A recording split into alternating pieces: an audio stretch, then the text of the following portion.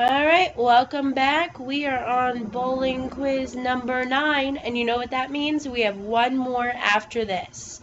Alright, so let's go ahead and get started with our first question. By the way, this is calculator active, so you are good to go with using your calculator. Which choice is equivalent, equivalent means equal, to the expression 4 parentheses x plus 2y? So that looks like a distributive property question to me. So I need to go ahead and distribute the 4 to everybody. 4 times x is 4x. Bring down my plus sign. 4 times 2y, well, what's 4 times 2? 8, and then y. And so we have 4x plus 8y, and that is answer choice A. Alright, let's look at the next one. Which expression represents the perimeter of the triangle? Remember, perimeter is adding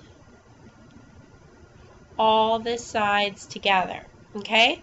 So we have, and you can start anywhere you want on the triangle, 3k plus 5 plus 2k plus 16 plus 15 plus 4k. And now I obviously cannot leave my answer like that, so I need to combine like terms. So here I have 3k plus 2k plus 4k. So 3 plus 2 is 5, plus 4 is 9k. Now I have to get my whole numbers. Positive 5, and the nice thing is look at all the plus signs. There's no negative numbers here. Okay, positive 16, positive 15. So 5 plus 16, do it in your calculator, plus 15, and you should get positive 36. So plus 36, which looks like it is answer choice A. Alright, let's take a look at the next question. The length of a rectangle is 6 units longer than the width. Okay, which choice is the correct expression for the perimeter? I'm a picture person. I like to draw a picture. I'm going to draw a picture of a rectangle. Okay. Okay, I don't know what the width is, so I'm just going to put W and W. But it says that the length, so the length is 6 units longer than this, okay? So that's going to be W plus 6. If this is W plus 6, then this is W plus 6. So now they want to know what is the perimeter.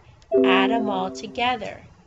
W plus W plus 6 plus W plus W plus 6. So let's go ahead and combine our like terms. We have W plus W plus W plus W. Now, please do not say W to the 4th power. That's not true. Remember, there's an imaginary 1 in front of all of these. So 1 plus 1 plus 1 plus 1, that is 4W. Okay? Now we have 6 plus 6, which is plus 12. And that is our answer right here, answer choice D. Okay, this is a tough problem. I'm going to tell you that ahead of time, okay? Now, we have to just really think about this one. This is very much a real-world problem. Jane wants to go visit her sister. Her car travels X miles per gallon of gas. In total, she's going to travel 1,000 miles. And gas costs $3.50 per gallon. Which expression shows how much Jane will spend for gas on the trip to her sister's house? Now, looking at these answer choices, because some of them are in terms of a fraction, can be overwhelming. And so I say put your hand over it and hide your answer choices. And let's try to kind of come up with some sort of expression and match it to the answer choices, okay? So I know that it's going to be $3.50 per gallon of gas, but I need to know how many gallons of gas am I going to use. So how can I take these two pieces of information that I have left, because I already have this down here, how can I know how many gallons of gas I use? It's going to be 1,000 miles divided by X. So 1,000 divided by X.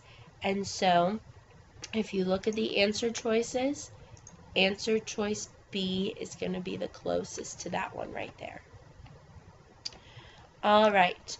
Now, suppose that a stove and a freezer together weigh at least 370 pounds.